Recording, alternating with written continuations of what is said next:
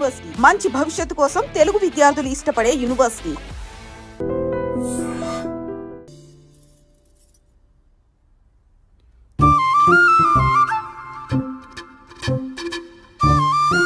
తింటారా?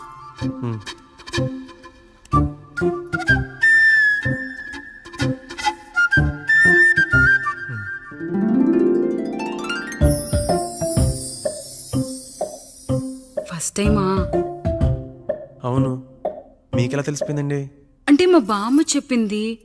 శోభనం గదిలో అనుభవం మగాడైతే మామిడిపండు పిసుక్కొని తింటాడు, అదే లేనివాడైతే మీలా ఇలా అరటిపండు ఓపిగ్గా ఒలుచుకొని తింటాడు అని.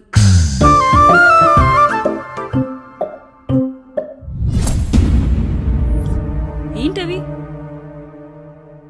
అవేంటో తెలీదా? ఫ్రెండ్స్కి పెళ్ళని చెప్తే హ్యాపీ బర్త్డే అనుకొని బెలూన్స్ ఇచ్చారు, ఫీల్ అవుతారు కదా అని 4 అక్కడ కట్టాను.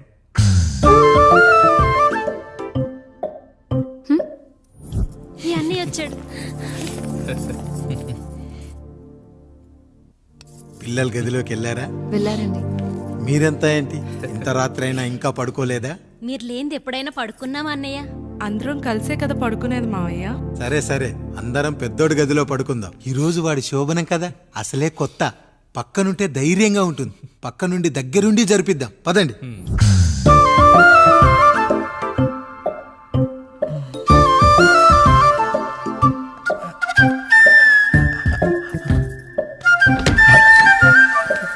కానివ్వండి రా, కానివ్వండి కానివ్వండి.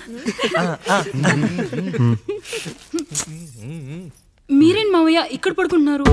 అదేంటమ్మా పెద్దోడా, చెప్పలేదా? మేమంతా కలిసే పడుకుంటామమ్మా. నువ్వు మాతో పాటే. అవును భార్గవి. మీరు ఊరుకోండి. మీరు ఇక్కడ పడుకోవడం నాకు ఇష్టం లేదు మావయ్య.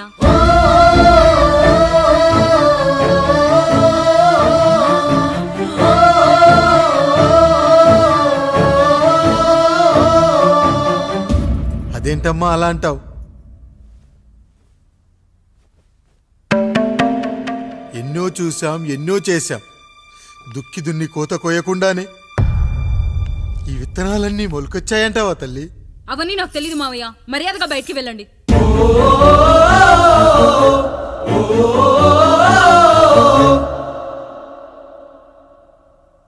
కనీసం ఆ మూలనైనా పడుకుంటామమ్మా.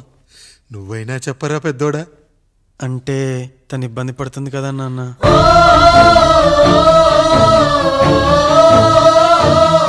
నువ్వు కూడా ఏంట్రా? పిల్లలేదో ఆశపడుతున్నారమ్మా. ఒక్కసారి ఆలోచించమ్మా. మావయ్య మీరు బయటికి వెళ్తే మేము తలుపులేస్తాం.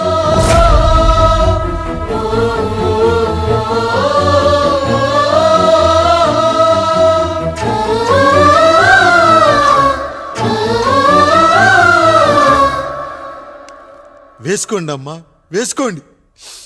తలుపులు వేసుకోండి.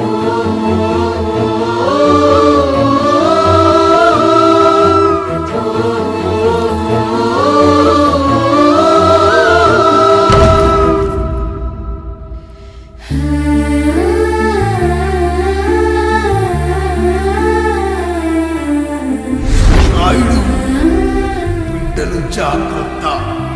ఈ రోజు నుంచి వీళ్ళంతా నీ తమ్ముళ్ళు చెల్లెళ్ళు కాదు, నీ బిడ్డలు.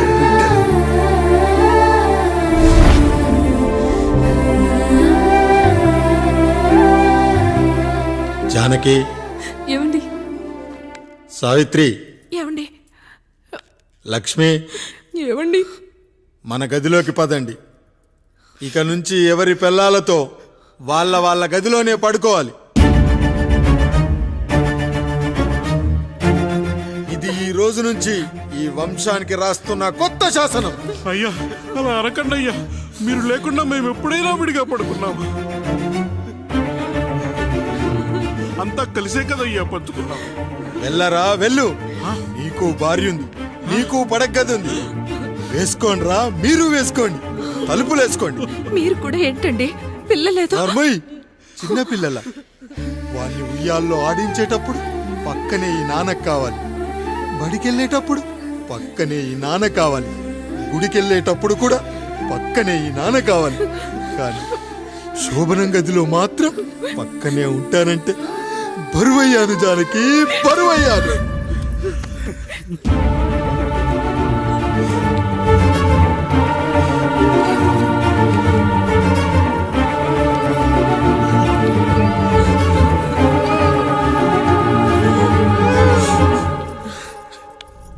ఏంటండి ఇంకా అదే ఆలోచిస్తున్నారా? ఎలా మర్చిపోగలను లక్ష్మి? జరిగింది ఏదో జరిగిపోయింది, మీరు బాధపడకండి. ఎంత మాట అన్నాడో చూసావా? నా భార్య ఇబ్బంది పడుతుంది, బయటికెళ్ళండి నాన్న అన్నాడు. వాణ్ణి ఎలా పెంచాను? చదువుకుంటే పై చదువులకు వాడు వేరే ఊరు వెళ్లాల్సి వస్తుందని చదివే మాన్పించేశాను. జ్వరం వస్తే ఆ మాత్రలు చేదుగా ఉంటాయని నేనే మింగాను.